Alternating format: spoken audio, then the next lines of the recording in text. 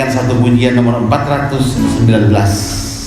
Pada batu karang yang tinggi teguh, ku ingin berlindung ketika sendu, gerah dan berdosa. Terima aku Tuhan, Kau batu karang yang memberi lindungan.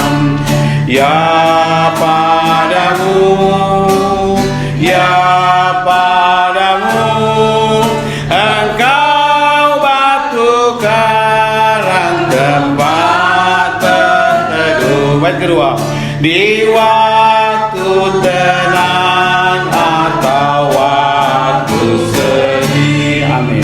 Di waktu godaan berat menindih, di waktu jiwaku dilanda topan, Kau batu karang yang memberi lindungan. Ya padamu, ya padamu, Engkau batu karang tempat berteduh. Bait ketiga, kelap kali ku takut sebab tertekam, lekas aku lari kepada Tuhan. Kelap kali musuh membenai nasakan, tapi batu karang memberi lindungan. Amin. Ya padamu, ya padamu, Engkau batu karang tempat berteduh. Ya padamu, ya padamu, ya padamu, Engkau batu karang tempat berteduh. Salam Maranatha. Bapak Ibu saudara sekalian, pada hari ini saya akan mengungkapkan, mau membicarakan tentang Matius 26 ayat 14 sampai 16. Saya akan bacakan. Kemudian pergilah seorang dari ke-12 murid itu yang bernama Yudas Iskariot kepada imam-imam kepala. Ia berkata, "Apa yang hendak kamu berikan kepadaku supaya aku menyerahkan dia kepada kamu?" Mereka membayar 30 uang perak kepadanya, dan mulai saat itu ia mencari kesempatan yang baik untuk menyerahkan Yesus. Dan kita bersatu dalam doa. Bapa di surga, kami telah hadir di sini Tuhan, jemaat-Mu. Kami rindu melakukan perintah-Mu. Pimpin kami, kuasa Roh Kudus memberikan hamba hikmat, dan kepada seluruh jemaat yang hadir, kiranya kami bisa memahami apa yang hamba sampaikan ini, firman-Mu, firman-Mu yang kekal, sehingga kami bisa melakukan berhati-hati, menjadi bijak di dalam menjalani hidup yang penuh dengan kejahatan. Dalam nama Tuhan Yesus kami berdoa. Amin. Saudara-saudara sekalian, saya memberikan tema yang agak sedikit kontroversial. Ya. Saya temanya Yudas abad 21. Kalau kita berbicara tentang Yudas, itu berarti Iskariot. Karena semua tahu siapa Yudas. Semua atau banyak yang mengaku hamba Tuhan, pasti pernah mengkhotbah tentang Yudas. Fakta tentang Yudas, yang pertama, satu dari 12 murid yang menggoncangkan dunia dengan Injil. Itu yang pertama. Yang kedua, ya, bersama dengan murid-murid, ia pergi memberitakan Injil. Ya, itu yang terjadi.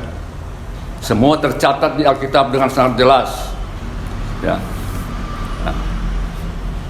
Kemudian yang ketiga, pada saat perjamuan malam, The Last Supper, Tuhan Yesus mengingatkan bahwa seorang di antara kamu akan menyerahkan aku, Tuhan Yesus. Ya.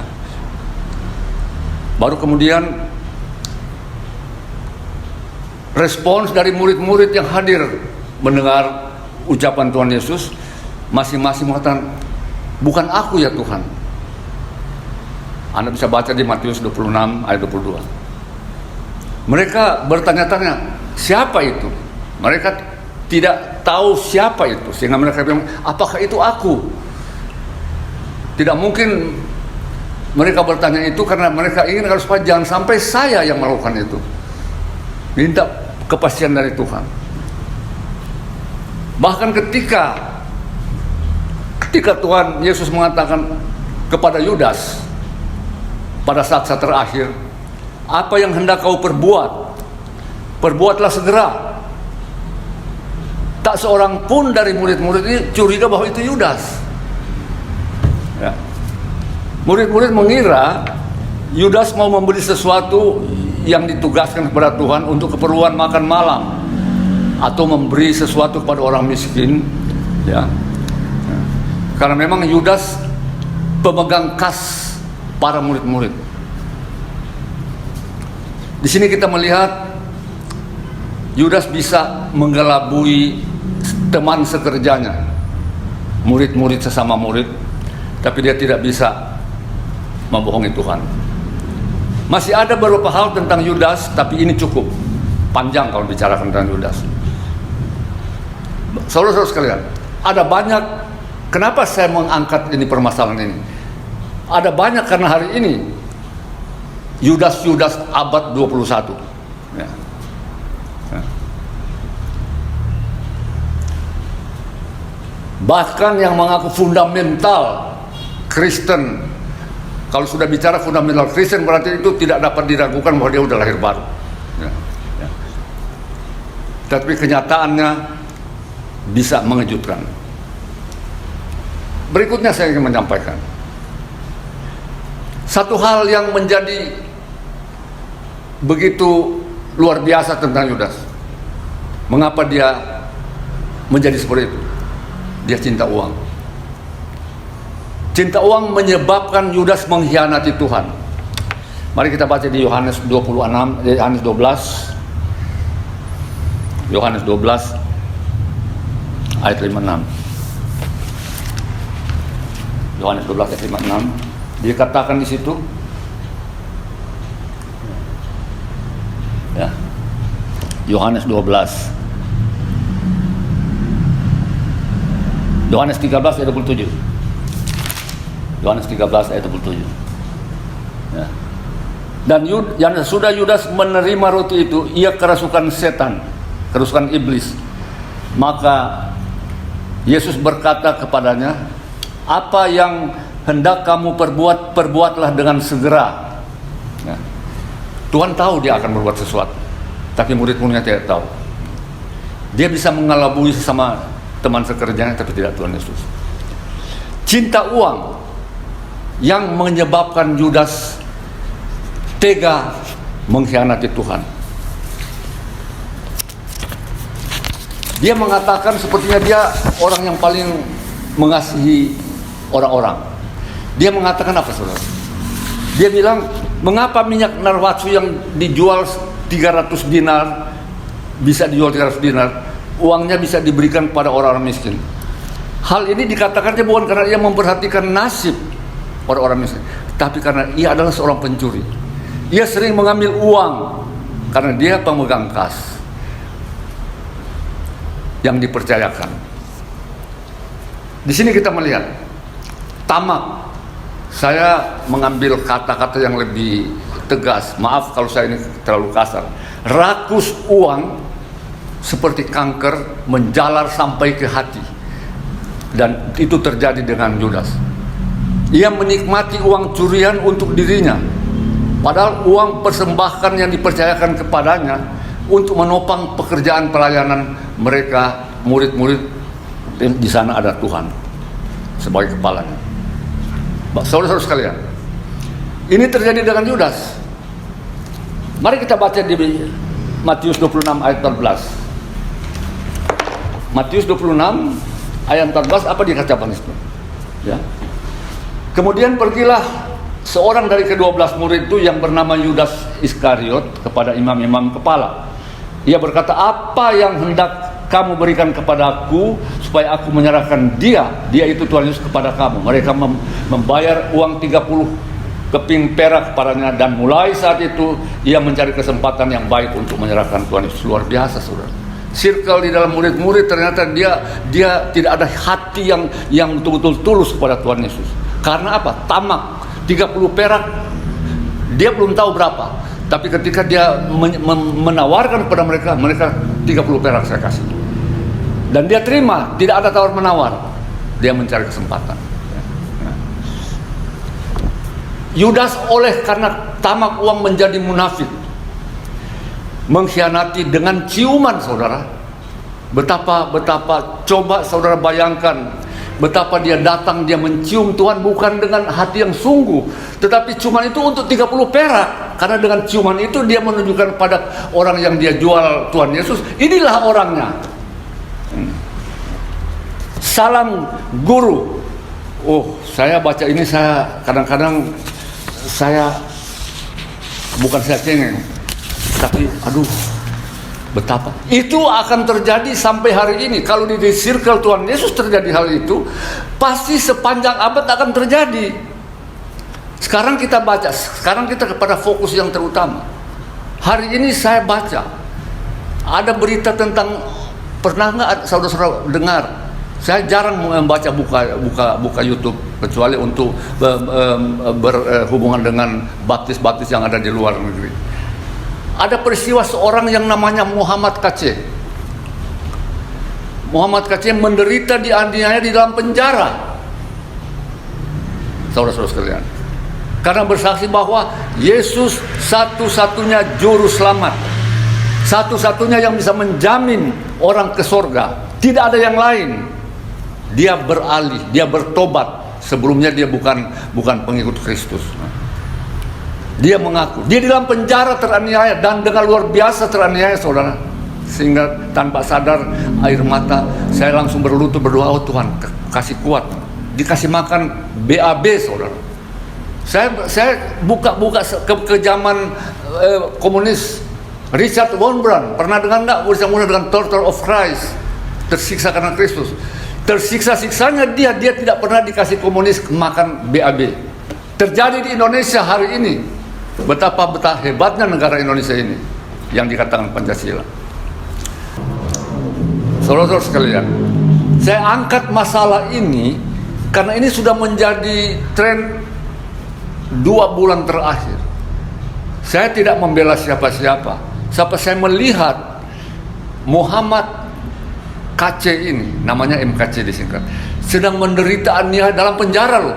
Dikasih makan jejal sama BAB. Ini tidak pernah terjadi. Saya buka Richard Wurmbrand yang dianiaya di Rumania oleh komunis.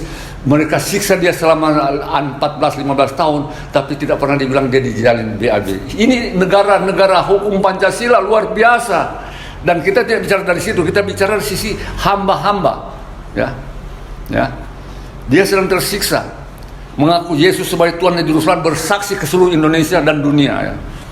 Nah, sini kita melihat di alam bebas, di sini kita di luar dari penjara ngaku hamba Tuhan, membela MKC. Oh ya, kita harus membela dia karena dia menatakan Injil yang benar, pure, murni. Ya. Tapi motivasi mereka apa di balik mereka? Duit, rakus duit. Penderitaan MKC menjadi alat untuk mendapatkan duit. Seharusnya kalau ada masalah yang timbul akibat hal-hal yang terjadi, panggil semua duduk bersama, apa yang terjadi. Itulah hamba Tuhan yang benar. Bukan saling mencari kebenaran, saling menyalahkan orang. Bapak Ibu Saudara sekalian, ini sama dengan Yudas. Mengapa minyak narwastu tidak dijual 300 dinar? Uangnya diberikan ke orang miskin. Sama. Inilah Yudas abad 21. Kelihatannya dia benar kasih orang miskin, tapi itu dia ini yang paling ini, dia mencium Tuhan Yesus. Hari ini kita mencium MKC via YouTube, berharap MKC punya hati tulus melihat bantuan kita, tetapi kita mencium dia kayak Yudas, memakai namanya untuk mencari keuntungan di balik penderitaannya. Menyedihkan. Itulah sebabnya saya bilang, saya mengalami selama puluhan tahun betapa ada Yudas-Yudas di sekitar kita. Akhirnya saudara, setelah saya pikir-pikir, saya teringat apa yang Rasul Paulus katakan kepada Timotius. Beberapa sifat manusia umum sebelum Tuhan datang pada akhir zaman akan terjadi pada zaman akhir. Manusia akan mencintai diri sendiri, menjadi hamba uang. Bicara hamba Kristus, tapi dia hamba mamon. Menjadi sombong karena hebat, merasa doktrin, penuh dengan titel-titel. Pemfitnah, menghancurkan sebuah jemaat. Ini paling yang terjadi, yang pernah saya alami. Saya mengatakan bahwa marilah kita ketika berbicara tentang hamba Tuhan, betul-betul murni untuk melayani Tuhan. Ya. Tapi pada hakikatnya mereka ini yang tadinya bilang hamba Tuhan, mata mereka terselubung oleh tirai ketamakan, ya. Menjelekkan orang, ya.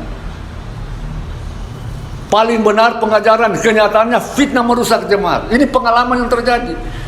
MKC menderita ternyata karena Injil, sementara kita kelihatan sangat mengasihi, membantu penderitaan MKC, padahal mendugakan kesempatan meraup mendapat 30 uang perak penderitaan di atas penderitaan MKC. Inilah Yudas abad 21 abad sekarang ini. Kita harap kalau saudara tersinggung, berarti saudara Yudas. Saya tidak melihat orang, saya melihat apa yang dikatakan Alkitab. Saya tersinggung, sayalah Yudas. Kalau saya tidak tersinggung, jalanlah terus untuk mempertahankan kebenaran firman Tuhan. Sampai apa? Sampai kapan dia datang kembali. Terkutuklah siapapun yang tidak mengasihi Tuhan. Terkutuklah dia, Maranatha. Mari kita berdoa. Kepadamu Tuhan kami berdoa. Kami mengucap syukur. Kami diberikan hati kesehatan untuk menyuarakan kebenaran. Tolong kami semua Tuhan, supaya jangan sampai menjadi seperti Yudas abad 21. Dalam nama Tuhan Yesus kami berdoa dan mengucap syukur. Amin. Masih tetap janji Tuhan, walau yang lain luntur, sabda yang dinyatakan tinggal tetap teguh. Biarpun gunung pindah, langit bumi berubah, demi setia Allah kokoh selamanya. Baik kedua, pada Abraham janji Tuhan, lihat ke angkasa, bagai bintang bertebaran, batu turunannya. Biarpun gunung pindah, langit bumi berubah, janji setia Allah kokoh selamanya. Baik ketiga, walau dah bawa Fir'aun, umatnya tertindih, namun kata air pun masuk negeri janji. Biarpun gunung pindah, langit bumi berubah,